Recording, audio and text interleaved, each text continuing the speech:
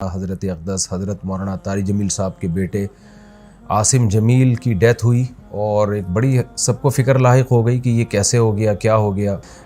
جو حضرت کا جو بیٹا ہے یہ بچپن سے ہی کسی دماغی بیماری میں مبتلا تھا اور علاج بھی ہو رہا تھا۔ حضرت جو ذمہ داریاں ایک باپ کی ہوتی ہیں وہ اولاد کے لیے وہ ذمہ داریاں پوری کرنے میں لگے ہوئے تھے، لیکن ظاہر ہے کچھ چیزیں اللہ کی طرف سے ہوتی ہیں، انسان اس میں بے بس ہوتا ہے۔ سب سے پہلے تو ہم دعا کرتے ہیں اللہ تعالیٰ اس کی مغفرت فرمائے اور حضرت اقدس حضرت مولانا طارق جمیل صاحب اور ان کے تمام لواحقین، بیٹے کی والدہ جو تھی ان کو بھی اور بھائیوں کو اللہ صبر جمیل کی توفیق عطا فرمائے۔ یہاں بہت سے لوگ یہ سوال اٹھا رہے ہیں کہ اتنا دیندار گھرانہ اور بیٹے نے خودکشی کر لی۔ ہر خودکشی ڈپریشن میں ہی ہوتی ہے، ٹینشن میں ہی ہوتی ہے، خوشی میں تو کوئی بھی خودکشی نہیں کرتا۔ یعقوب علیہ السلام کو ہم دیکھ لیں نا کہ ساری زندگی بیٹے کے غم میں روتے رہے مگر خودکشی کی طرف نہیں گئے۔ عمل کو خودکشی قرار دینا یہ کسی بھی طرح سے یہ بات درست نہیں ہے اور یہ ایک الزام ہے، اور اس الزام کا جواب آپ کو قیامت کے دن دینا پڑے گا۔ انسان پر کچھ کیفیات ایسی آ جاتی ہیں کہ جس میں وہ اپنے قول و عمل کا ذمہ دار نہیں ہوتا، اور اس کے قول و عمل پہ اس کو نہ گناہ ملتا ہے، نہ اس کو دنیا میں سزا ملے گی، نہ آخرت میں سزا ملے گی۔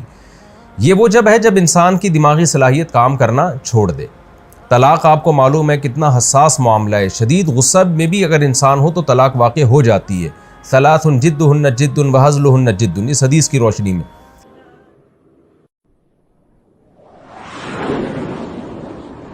بسم اللہ الرحمن الرحیم نحمدہ ونصلی علی رسولہ الکریم۔ گزشتہ رات ایک بہت ہی افسوسناک واقعہ پیش آیا۔ حضرت اقدس حضرت مولانا طارق جمیل صاحب کے بیٹے عاصم جمیل کی ڈیتھ ہوئی اور ایک بڑی سب کو فکر لاحق ہو گئی کہ یہ کیسے ہو گیا، کیا ہو گیا۔ اب ان کے بیٹے کا مولانا یوسف جمیل صاحب کا بیان سامنے آیا ہے کہ اس نے خود کو گولی مار کے ہلاک کیا اور ڈپریشن کا وہ پیشنٹ تھا۔ سب سے پہلے تو ہم دعا کرتے ہیں اللہ تعالیٰ اس کی مغفرت فرمائے اور حضرت اقدس حضرت مولانا طارق جمیل صاحب اور ان کے تمام لواحقین، بیٹے کی والدہ جو تھی ان کو بھی اور بھائیوں کو اللہ صبر جمیل کی توفیق عطا فرمائے اور اس بیٹے کو اس جہاں کی بھلائیاں نصیب کرے اللہ تعالیٰ، اس کی صغائر کبائر خطاؤں کو اللہ معاف کرے۔ میں جو یہ بیان ریکارڈ کروا رہا ہوں اس کا ایک بڑا مقصد جو ہے وہ ان لوگوں کو جواب دینا ہے جو اس عمل کو خودکشی قرار دے رہے ہیں، کیونکہ میں نے بھی کچھ کمنٹس پڑھے ہیں، کچھ لوگوں کے نیگیٹو کمنٹس ہیں۔ آپ کو پتہ ہے کہ دیندار طبقے کی طرف سے کچھ لوگ ایسے مخالف لوگ ہیں علماء کے، دینداروں کے، کہ ان کو موقع چاہیے ہوتا ہے پروپیگنڈا کرنے کا۔ ہمارے ہاں یہ بات مشہور ہے الحمدللہ، ہمارے ہاں دیندار طبقہ چاہے علماء کا ہو، قراء حضرات کا ہو، حافظوں کا ہو، الحمدللہ ان میں خودکشی کا ریشو نہ ہونے کے برابر ہے، ان کے گھروں میں بھی اور ان کے خود ان میں بھی کوئی بھی خودکشی نہیں کرتا۔ اور یہ بات بڑے فخر سے بیان کی جاتی ہے کہ قاری حضرات کی تنخواہیں دیکھیں آپ، ائمہ کرام کی تنخواہیں دیکھیں، ان کے مسائل دیکھیں، اس کے باوجود وہ خودکشی کی طرف نہیں جاتے، اس لیے کہ اللہ نے ان کو صبر دیا ہے۔ اور یعقوب علیہ السلام کو ہم دیکھ لیں نا کہ ساری زندگی بیٹے کے غم میں روتے رہے مگر خودکشی کی طرف نہیں گئے۔ تو یہاں بہت سے لوگ یہ سوال اٹھا رہے ہیں کہ اتنا دیندار گھرانہ اور بیٹے نے خودکشی کر لی۔ اس کا جواب مولانا یوسف جمیل صاحب کی طرف سے الحمدللہ آ چکا ہے کہ وہ بھائی ڈپریشن کا پیشنٹ تھا، وہ اس کو الیکٹرک کے جھٹکے دیے جاتے تھے، میڈیسن کھاتا تھا وہ، اور ڈاکٹروں نے یہ بھی ہدایات کی ہوئی تھی کہ اس کے پاس کوئی نہ کوئی رہنا چاہیے، کچھ بھی کر سکتا ہے۔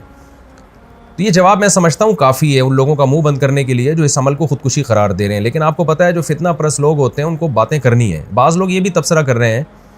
کہ ہر خودکشی ڈپریشن میں ہی ہوتی ہے، ٹینشن میں ہی ہوتی ہے، خوشی میں تو کوئی بھی خودکشی نہیں کرتا۔ تو دیکھیں یہ ٹاپک ڈاکٹروں کا ہے،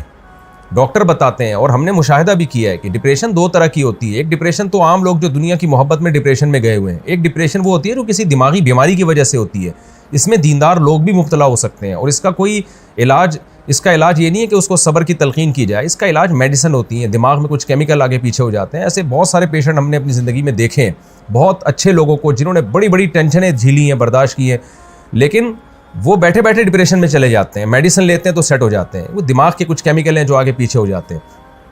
یہی وجہ ہے، اور یہ نئی بیماری نہیں ہے، صدیوں پرانی بیماری ہے۔ یہی وجہ ہے کہ علماء کرام نے یہ مسئلہ طلاق کے مسائل میں بیان کیا اور قتل قصاص وغیرہ کے مسائل میں بیان کیا کہ انسان پر کچھ کیفیات ایسی آ جاتی ہیں کہ جس میں وہ اپنے قول و عمل کا ذمہ دار نہیں ہوتا، اور اس کے قول و عمل پہ اس کو نہ گناہ ملتا ہے، نہ اس کو دنیا میں سزا ملے گی، نہ آخرت میں سزا ملے گی۔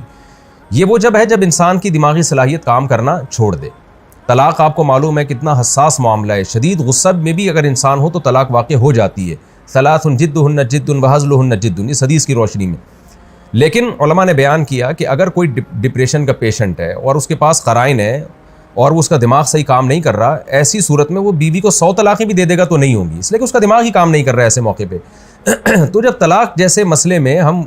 علماء کرام آج سے صدیوں پہلے ایک اسٹریس اور ڈپریشن کا مریض جس کا دماغ کام کرنا چھوڑ دے، اس کے اس عمل کو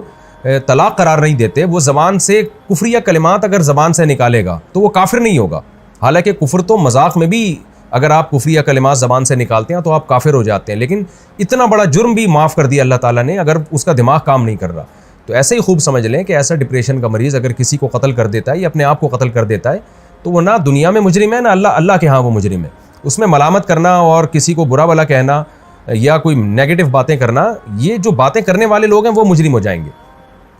تو ایک ڈپریشن وہ ہوتی ہے جو دنیا سے دنیا کی محبت کی وجہ سے، دنیا کی چھوٹی چھوٹی باتوں کو آپ بہت زیادہ بڑھا لیتے ہیں، یہ کس کی وجہ سے ہوتی ہے؟ یہ ناپسندیدہ ہے، کیونکہ نیک لوگ ہمیشہ صبر کرتے ہیں، لیکن ایک ڈپریشن وہ ہے جو آپ کو کسی دماغی بیماری کی وجہ سے،